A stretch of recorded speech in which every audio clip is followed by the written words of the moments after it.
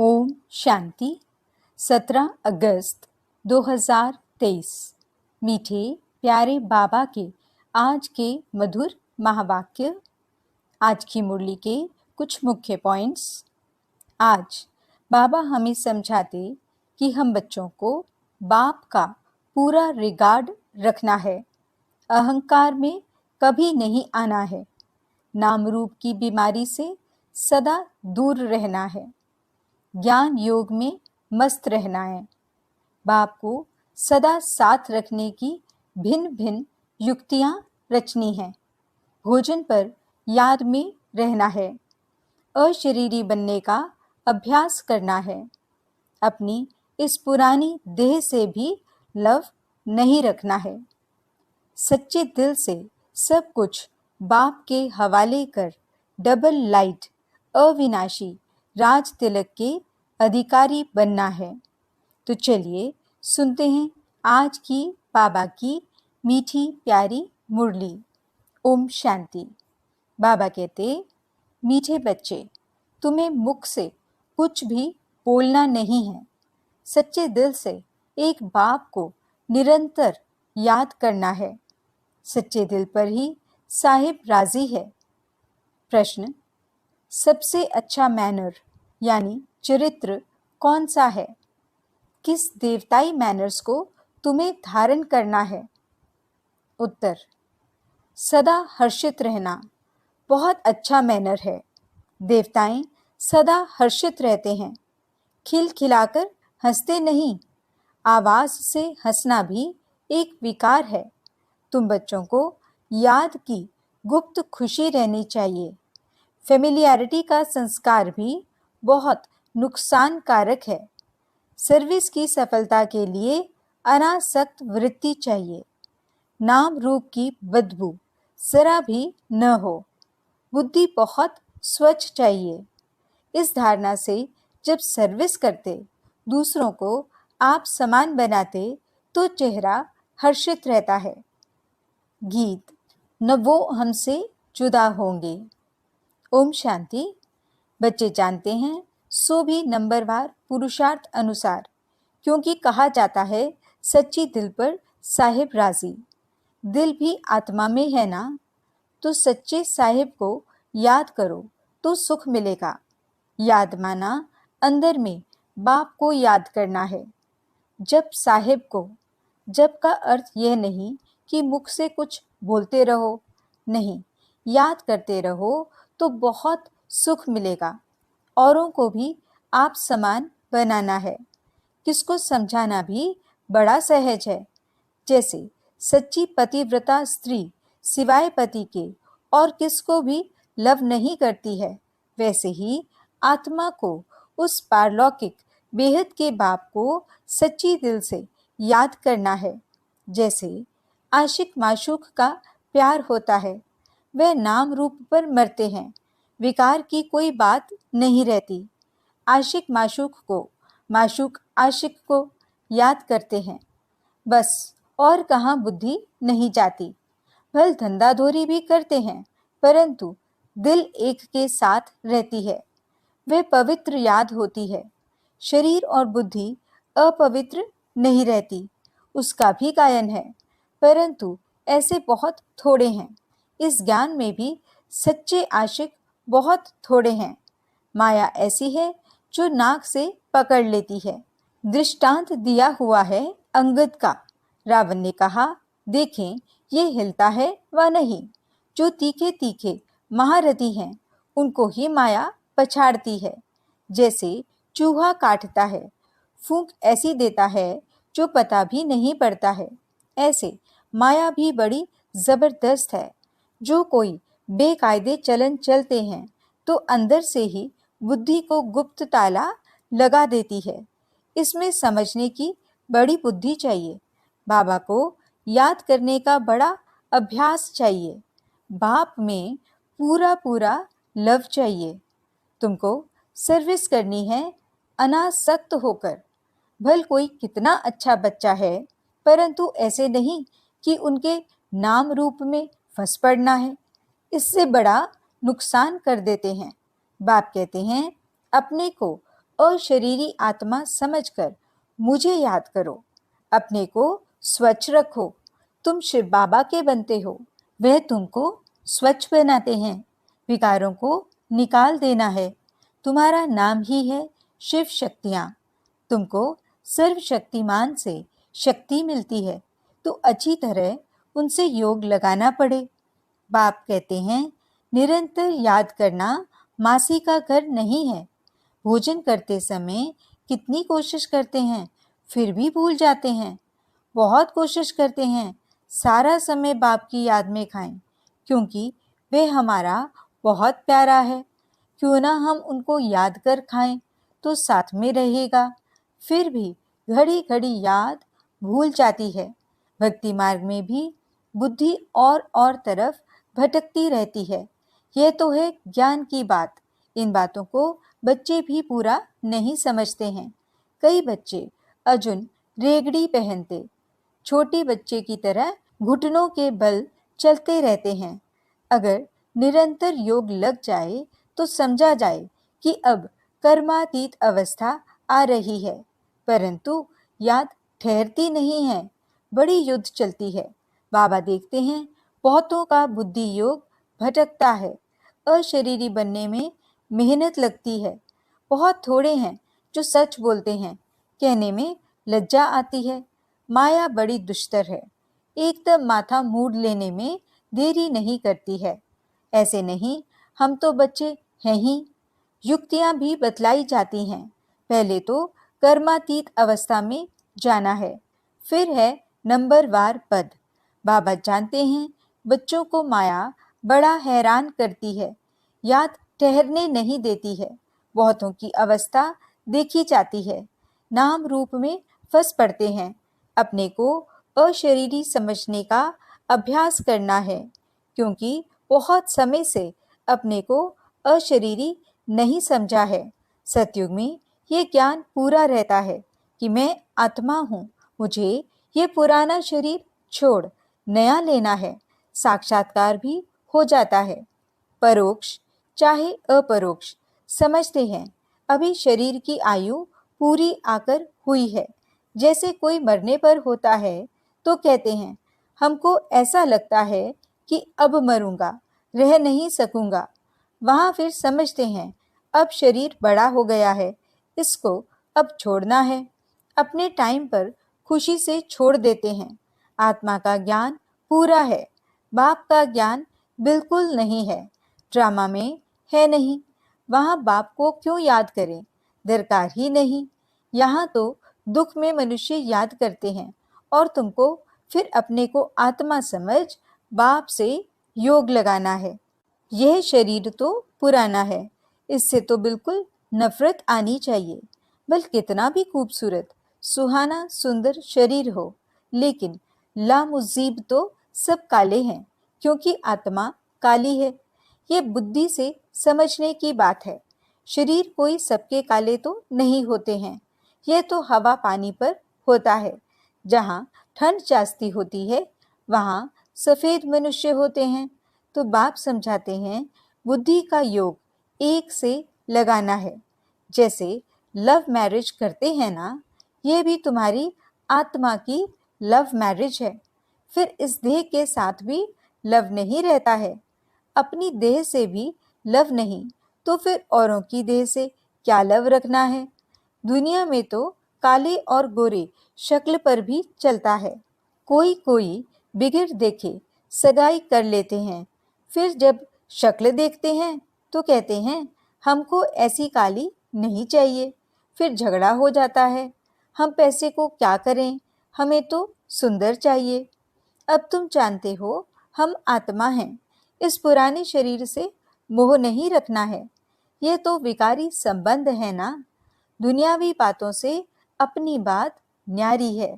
अभी तुम्हारी काली आत्मा की सगाई हुई है गोरे मुसाफिर से। जानते हो इस दुनिया में सबकी आत्मा काली ही काली है। गोरे से संबंध जोड़ आत्मा को गोरा बनाना है। एक मुसाफिर सैकड़ों हजारों को हसीन बनाते हैं, काली आत्मा को गोरा बनाना है। इसमें बड़ा अच्छा योग चाहिए। काला रह जाने से एक तो सजा खानी पड़ेगी और पद भी भ्रष्ट हो जाएगा। यहाँ किसके नाम रूप में नहीं लटकना है, बड़ी डिसर्विस हो पड़ती है। इसलिए बाबा समझाते हैं, खबरदार रहो, तुम माया की चक्री में आ गए तो। परंतु समझते नहीं, भावी छोड़ती नहीं, अपना पद भ्रष्ट कर देते हैं। बाप कहते हैं, योग अग्नि से अपनी आत्मा को पवित्र बनाना है। यह है भट्टी, बाप के साथ योग लगाना है। और तरफ बुद्धि जाती है तो व्यभिचारी ठहरा, सर्विस कर न सके, पद भी पा नहीं सकेंगे। योग अग्नि से ही खाद निकल सकेगी। योग है तो ज्ञान भी ठहरेगा। बाबा रूप भी है, वसंत भी है। तुम बच्चे भी जितना रूप बनते जाएंगे उतना ज्ञान की धारणा होगी। पहले आत्मा को पवित्र बनाना है। योग योग कहते हैं, परंतु तुम्हारे में भी कई योग का अर्थ नहीं समझते। योग के बिना अपने को अथवा भारत को पवित्र बना नहीं सकेंगे। फल सर्विस भी करते हैं, सेंटर खोलते हैं, परंतु माया नाक से एकदम पकड़ लेती है। अहंकार आ जाता है, हमने इतने सेंटर खोले हैं। देह अभिमान आ जाता है। बाप तो समझाते हैं, अपने को आत्मा समझ योग लगाओ बाप से, कोई भी विकर्म न बन जाए। अगर बाबा को भूल कोई के नाम रूप में फंसते हो तो बड़ा नुकसान हो जाता है। ये बड़ी मंजिल है, विश्व का मालिक बनना कम बात है क्या? बाप की कितनी महिमा है, कितने मंदिर बनाते हैं उनके नाम पर। तुम जानते हो सोमनाथ का मंदिर किसने और कब बनाया? मंदिर भी नंबरवार बनते हैं। सोमनाथ के बाद फिर है लक्ष्मी नारायण का अथवा जगदम्बा का मंदिर। मनुष्य थोड़े ही जानते हैं कि सोमनाथ का मंदिर किसने बनाया। वह तो निराकार है। निराकार के पुजारी निराकार शिव को ही पूजेंगे, परंतु जानते नहीं। तुम बच्चों में भी नंबरवार हैं। रात दिन सर्विस का ही ओना रहता है। ओना पूरा तब रहे जब देह अभिमान टूटे।